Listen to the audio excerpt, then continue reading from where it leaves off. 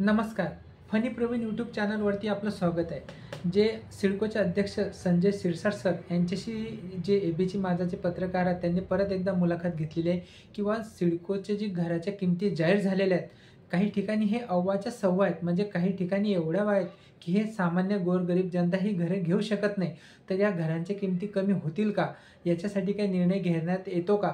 तर त्याच्याबद्दल जे संजय शिरसाट सर आहेत, जे सिडकोचे अध्यक्ष आहेत, त्यांनी जे उत्तर दिलेले आहेत, ते त्यांनी जी मुलाखत दिलेली आहे त्याच्यामध्ये जे ते बोललेले आहेत त्याची माहिती आपण आता पूर्ण बघणार आहोत. जे जे सिडकोच्या घराबद्दल काय बोललेले आहेत, रिडेव्हलपमेंट जी प्रॉपर्टी असते त्यांच्यासाठी काय म्हणजे काय निर्णय घेण्यात येईल. जे डोमेसाईल जी अट आहे, ती डोमेसाईल जी अट रद्द केल्यामुळे सामान्य माणूस जे मुंबईमध्ये राहतात ते सुद्धा घर घेऊ शकतील, असे जे वेगवेगळे निर्णय घेण्यात येतील जे येणाऱ्या बोर्ड मीटिंगमध्ये, त्याच्यामध्ये हे सर्व गोष्टींची माहिती मी तुम्हाला जे सांगितलेलं आहे, जी मुलाखत आहे, जी मुलाखत मी जशीच्या तशी तुम्हाला मी वाचून दाखवतो. बघा, पत्रकार बंधूंनी बोललेलं आहे की नवी मुंबईमध्ये घराच्या किमती ह्या अव्वाच्या सव्वा ठेवल्या आहेत, खूप काही प्रमाणात जास्त ठेवलेल्या आहेत. याबरोबर सिडकोचे अध्यक्ष शिरसाट सर हे पॉझिटिव्ह निर्णय घेत आहे की किमती कमी झालेल्या पाहिजेत. त्यावर जे अध्यक्ष सर आहेत त्यांनी उत्तर दिलेलं आहे की गोरगरीब आहेत, ही जनता फॉर्म भरू शकत नाही. जी सिडकोने आता 26,000 घरांची लॉटरी काढली. काही ठिकाणी घरांच्या किमती जास्त आहे तर काही ठिकाणी घरांच्या किमती हे कमी आहे. या सर्व लोकेशन पाहून ठरलेल्या किमती आहे. एका ठिकाणी जर तुम्ही बघता खारघरच्या दिशेने की किमती हे अप्पर साईडच्या दिशेने जास्त आहे, तर ते लोकेशन वाईज ठरलेले आहेत. जसे की नरिमन पॉईंटचा रेट हा वेगळा आणि खारघरचा रेट वेगळा, म्हणून आपल्याला त्यांचा हा रेट जास्त वाटतो. पण माझं असं वैयक्तिक मत आहे की काही ठिकाणी ह्या किमती कमी झाल्या पाहिजे. जो सिडकोचा लॉस होत आहे त्याची मला जाणीव आहे, पण सर्वसामान्य माणूस आहे, 1 BHKचा रूम घ्यायचा आहे. एक सिडको आहे की तुम्हाला व्हाईट पैसे तुम्हाला भरावे लागतात, ब्लॅक त्यांच्याकडे नसतात, तर ते पैसे भरताना सुद्धा त्यांना लोन घ्यावे लागते. तर मी आता येणाऱ्या 15 तारखेला जे बोर्ड मीटिंग होणार आहे, या मीटिंगमध्ये मी एक चांगला निर्णय घेण्याचा प्रयत्न करतो.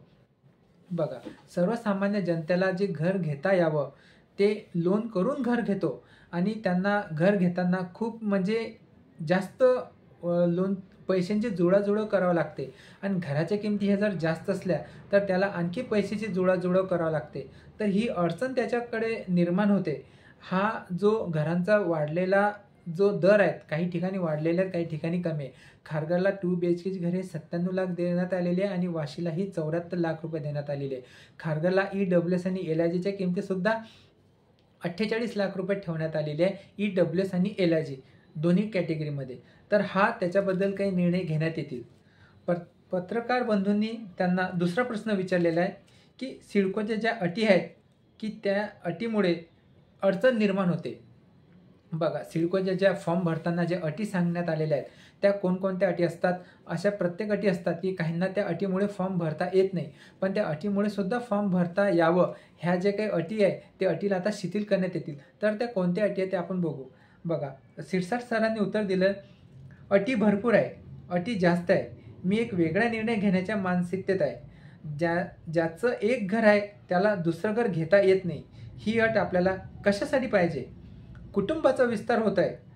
म्हणजे एखाद्या माझ्या वडिलांनी घर घेतलं आहे तर मुलाला घर घेता येत नाही.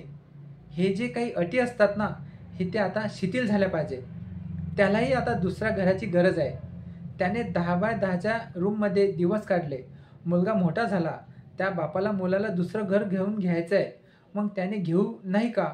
ही अट मला शिथिल करायची आहे. बघा, आता जी डोमेसाईलची जी अट होती की बा आपल्याला फॉर्म भरताना 15 वर्ष कमीत कमी महाराष्ट्राचा रहिवासी असावा.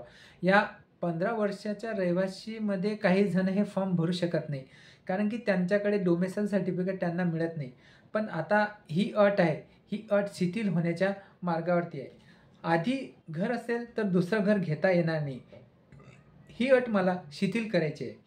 डोमेसाईल सर्टिफिकेटच्या बाबतीमध्ये जी अट टाकलेली आहे की 15 वर्षाचा रहिवासी असावा, 20 वर्षाचा रहिवासी असावा आणि दरवेळेला तेच त्याचं मतदान कार्ड आहे, आधार कार्ड आहे, तो शाळा शिकलेला आहे, इथे सर्व झालेलं आहे, त्याला घर घेता येत नाही. त्यामुळे इथे कोणालाही घर घेता येईल असं माझं धोरण आहे. बघा, या लॉटरीमध्ये सर्वसामान्य जनतेला सुद्धा घर घेता यावं असं सिडकोचे अध्यक्ष सर आपल्याला सांगत आहे. असं मला वाटते, जो मूळ इथला आहे ना तो लांब जाईल, बाहेर फेकला जाईल. मग आम्ही मराठी माणसाबद्दल बोलायचं आणि तो लांब फेकला जातो. एकीकडे त्यांच्याकडे सहानुभूती दाखवायची आणि त्यांना लांब फेकायचं. मला वाटते हे बरोबर नाही. आणि हे सुद्धा मी ही जी शिथिल करण्याचा प्रयत्न करेल. बघा, जी डोमेसाईल जी सर्टिफिकेट जी अट असते, ते आता जर येणाऱ्या बोर्ड मीटिंगमध्ये सर बोललेले आहेत. जर तिथे जर अट शिथिल झाली, तर आता जे सिडको लॉटरीमध्ये हे सर्वांना घर जो फॉर्म आहे, तो फॉर्म भरता येईल. कारण की डोमेसाईलचीच अट शिथिल झाली, तर हा फॉर्म कोणीही पण भरू शकतो आणि कोणालाही घर घेता येते. आणि ज्यांच्या सिडकोची एक अट आहे, की समजा एखादं घर जर त्याने घेतलं, तर त्याला दुसरं घर घेता येत नाही. ही जी अट होती, जेव्हा आम्हाला सिडकोमध्ये घर लागलं, तेव्हासुद्धा हीच अट होती, की समजा तुम्हाला एक घर लागलेलं आहे, तर तुम्ही सिडकोचं दुसरं घर घेता येत नाही. पण येणाऱ्या याच्यामध्ये ही पण अट शिथिल होईल, असे शिरसाट सर जे सिडकोचे अध्यक्ष आहेत ते बोलले. त्यानंतर जे पत्रकार बंधूंनी त्यांना प्रश्न विचारला दुसरा, की सरकारमध्ये काही रिडेव्हलपमेंटचे काही सुविधा आणल्या आहेत का? त्यामध्ये काही महानगरपालिकेचे नियम शिथिल केले गेले होते. मात्र सिडकोचे काही किचकट नियम आहेत. काही रिडेव्हलपमेंटसाठी परवानगी नेमकं देत नाही. तर यावरती जे सिडकोचे अध्यक्ष सर आहेत त्यांनी उत्तर दिले आहे, मी सर्व बाबीचा अभ्यास केला आहे. जेवढ्या काही अटी शिथिल करायच्या आहेत तेवढ्या मी अटी शिथिल करणार आहे. रिडेव्हलपमेंटचे जे अनेक इश्यू आहेत, की घराच्या बाजूला जर 50 स्क्वेअर फीटचं जर जागा असेल, सिडको विकत नाही आणि त्या मालकाला ती देत नाही. या जागेचे सुद्धा टेंडर निघावे. जो बाजूला असेल त्याला घ्यावं. एकतर सिडकोला पैसे येतील, नाहीतर समोरच्याला तो सहारा असेल. तसा तो अतिक्रमण करून बसलाय. मग रेव्हेन्यू का जनरेट करत नाही?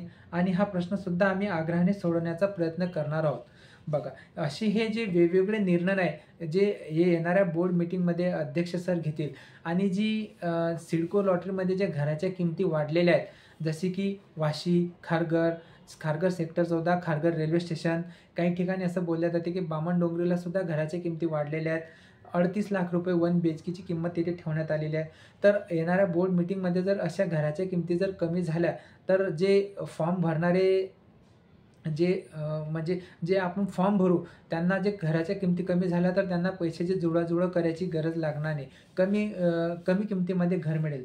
आणि जी डोमेसाईलची जी सर्टिफिकेटची जी अट आहे, ते जर एकदम नाहीशी झाली, तर यामध्ये आणखीसुद्धा फॉर्म येतील आणि आणखीसुद्धा याच्यामध्ये लॉटरीमध्ये जे ज्यांना फॉर्म भरायचा आहे ते सहभागी होतील.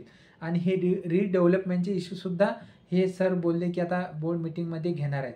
तर असे हे सिडकोचे जे आता येणाऱ्या बोर्ड मीटिंगमध्ये हे विषय घेण्यात येतील आणि ह्या सर्व ज्या बाबी आहेत त्याच्याबद्दल विचार केले जातील. असा महत्त्वपूर्ण व्हिडिओ हा आपण इथे सांगण्याचा प्रयत्न केलेला आहे. हा व्हिडिओ जर तुम्हाला आवडला असेल तर व्हिडिओला लाईक करा, चॅनलला सबस्क्राईब करा. म्हणजे येणाऱ्या सिडको लॉटरीचे जे नवनवीन माहिती आहे ते तुम्हाला व्हिडिओद्वारे माहिती मिळत जातील. व्हिडिओ वॉच केल्याबद्दल धन्यवाद.